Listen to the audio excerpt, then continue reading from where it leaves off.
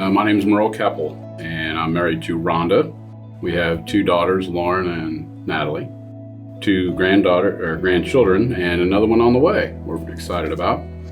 Grew up in a Lutheran church. Parents were very Christian-minded, and we were very involved in the church. I had an aunt who was the choir director, even though she was blind.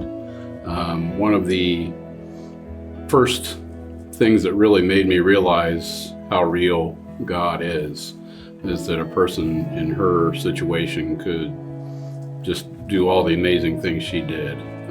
Had to be a God thing. In growing up in church, the summer between my junior and senior year and the year after I graduated high school, I worked at our church camp with the youth, and amazing summers that I had there. God was just working so hard and beautifully there. It's a beautiful place up near Mansfield, Ohio. It was easy to see the good that God does and to be part of it. Once we were married and had the children, we were going to that church, and over time drifted away. I had a friend who was killed in a car accident, and I was kind of mad at God for a while because of that, losing him, totally selfish standpoint. We drifted away from the church, and eventually Rhonda and I had some marital issues that we separated.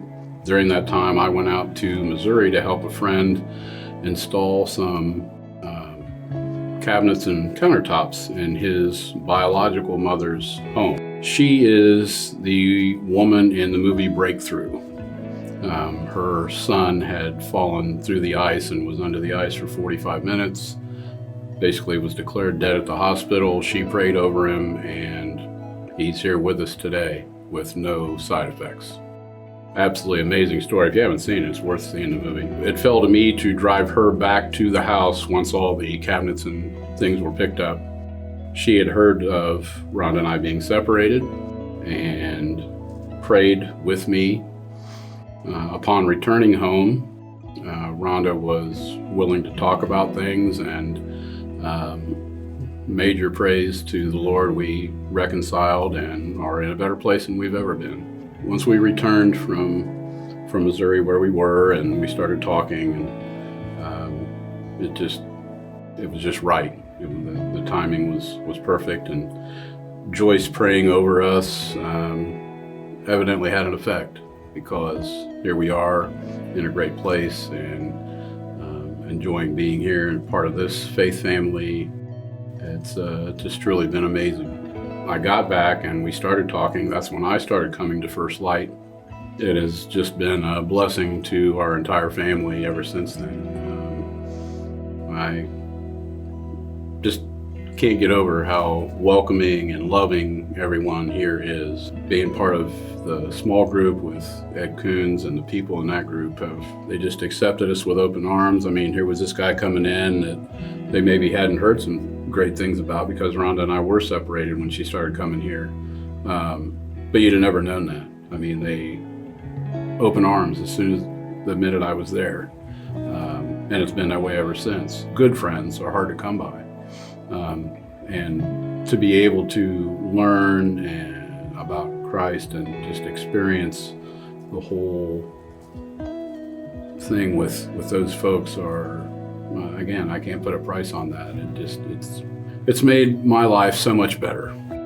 I travel for work, and it hurts when I miss. It's so good to come back and be part of the service and just part of the church. We have social activities outside the church once a month in small group, and those are a blessing. The people in that class, and especially Rhonda's aunt and uncle, were the ones that brought her here. Rita and George are a real blessing in our life. Certainly thank them for all that they've done for us. When Joyce prayed with me in the car, driving along, that's when I remembered what it felt like as a youth to be part of the Christian community and to accept Christ back into my life. Working at the church camp was a real just an eye-opener to see all the different walks, all the different kids. Nobody's the same, but just to see the different places that they came from and to be able to show them through my own actions and communication that Christ is where you want to be. And it's not easy with kids. They have so many questions and so many maybe doubts or whatever. And those had kind of crept into my life when we drifted away from the church. And there was kind of a flip the switch moment when I was in the car with Joyce. And we had gotten through the prayer that she spoke, and I just felt different. I was in a bad place. And so as we were praying, Joyce and I could just feel something different. And then I remembered that feeling from when I was young, that, wow, this is what I've been missing. The fact that we were together that day was God's work. I mean, he was saying, Merle, you need to come back. And he was right, and I did. That was my come to Jesus moment. Kind of mad at myself for drifting away because it's so easy to see now what I'd been missing, and what a blessing it's been to come back to Christ, I guess you would say. Rhonda and I continue to pray regularly. Prayer is just, it's so powerful, and you see the results. We're living results of the prayer, and can't do without it. It's just become part of our DNA, so to speak. My thought was, I've already been baptized. But once things became clearer, as far as just my journey with Christ, it just seemed like, I got the fact that as a baby, it's good that you're baptized, but you don't understand. Now, I went through confirmation and everything and learned why I'd been baptized and that, but just the physical giving myself to Christ, I get why we do that in the Baptist church. I felt myself kind of fighting it. I've already been baptized, but I get goosebumps thinking about it.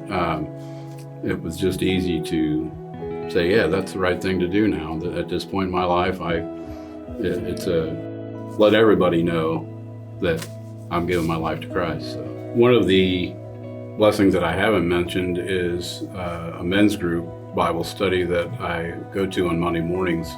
And we just we're going through the, no pun intended, going through the narrow gate, where it's not enough to go to church every Sunday and be a good person, that you need to truly surrender your life to Christ, and it's not an easy thing to do. I mean, to trust in Him and take that trust away from yourself and put it in His hands is not easy, but it's so worth it.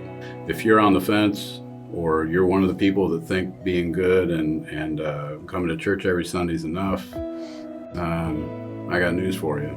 It's you need to go all the way and surrender your life to Christ, and you'll be glad you did it.